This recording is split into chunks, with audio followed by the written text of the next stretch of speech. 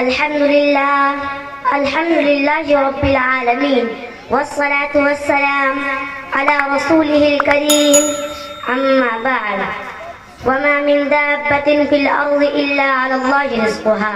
محترم حضرات اور میری پیاری بہنوں، میں کوئی عالمہ یا کوئی بڑی مقررہ نہیں ہوں جو آپ حضرات کے سامنے تقریر پیش کر سکوں، مگر کچھ دنوں جامعہ اشرف البنات میں رہ کر جو کچھ بھی سیکھی ہوں وہ آپ حضرات کے سامنے پیش کر رہی ہوں.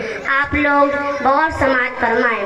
محترم حضرات، آج کے اس محفل میں مدارس کی اہمیت پر روشنی ڈالنا چاہتی ہوں. یہ مدارس جو اس وقت آپ کے سامنے ہیں بہت سی جھوپڑیوں اور چھپروں کی شکل میں ہے، کوئی بہترین عمارتوں کی شکل میں. اصل میں یہ اسلام کے قلعے ہیں، یہ امت مسلمہ کے دھڑکتے دل ہیں. یہاں مردہ دلوں کو زندگی ملتی ہے، یہاں پیاسوں کو سیرابی ملتی ہے. سب سے بڑی بات یہ ہے کہ یہاں آخرت کی فکر پیدا کرنے کی کوشش کی جاتی ہے، آنے والے زندگی کے بارے میں اسے ٹریننگ دی جاتی ہے.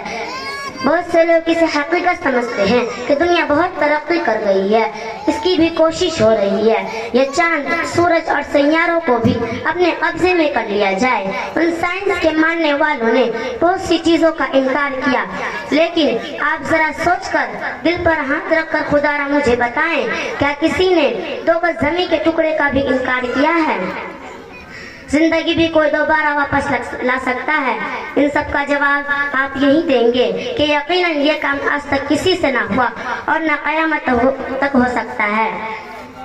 اس بات کا ہمیں پورا یقین ہے کہ ہمیں مرنا ضرور ہے. جس نے ہمیں زندگی دی وہ زندگی کے بارے میں سوال کرے گا. ان سوالوں کے جواب ان کی مشق، ٹریننگ بہترین دنیاوی کالج، بڑی بڑی یونیورسٹیاں نہیں دے سکتی. اگر یہ جواب مل سکتا ہے تو انہی چٹائیوں پر بیٹھنے والے علماء کرام سے مل سکتا ہے. معزز سامعین، بہت سارے حضرات یہ کہتے ہیں مدرسوں سے کیا ملتا ہے، ان میں پڑھنے سے نوکری نہیں ملتی، وہاں کے بچے قوم کے اوپر بوجھ ہیں. ان حضرات سے میں صرف اتنا کہنا چاہتی ہوں، مجھے بتاؤ کہ دنیا والوں کو عبد القادر جیلانی کس نے دیا؟ مجھے بتاؤ کہ دنیا والوں کو امام غزالی کس نے دیا؟ مجھے بتاؤ کہ دنیا والوں کو ابو حنیفہ جیسا فقیہ کس نے دیا؟ مجھے بتاؤ کہ احمد سرہندی کو مجدد الفسانی کس نے بنایا؟ مجھے بتاؤ کہ محمود الحسین کو شیخ الہند کس نے بنایا؟ مجھے بتاؤ دنیا والوں کو اشرف علی تھانوی جیسا مفکر کس نے دیا؟ مجھے بتاؤ کہ دنیا والوں کو علامہ انور شاہ کشمیری جیسا محدث کس نے دیا؟ مجھے بتاؤ کہ دنیا والوں کو حسین احمد مدنی کس نے دیا؟ مجھے بتاؤ کہ دنیا والوں کو مفتی شفیع جیسا مفسر کس نے دیا؟ مجھے بتاؤ کہ دنیا والوں کو قاری طیب جیسا مدبر کس نے دیا؟ مجھے بتاؤ کہ دنیا والوں کو حسین احمد جیسا مبلغ کس نے دیا؟ مجھے بتاؤ کہ صدیق احمد کو مربی کس نے دیا؟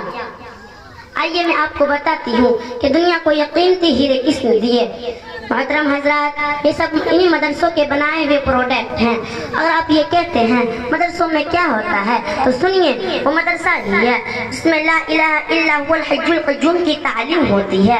وہ مدرسہ ہی ہے جس میں اقیموا الصلاۃ وآتوا الزکاۃ کا حکم دیا جاتا ہے.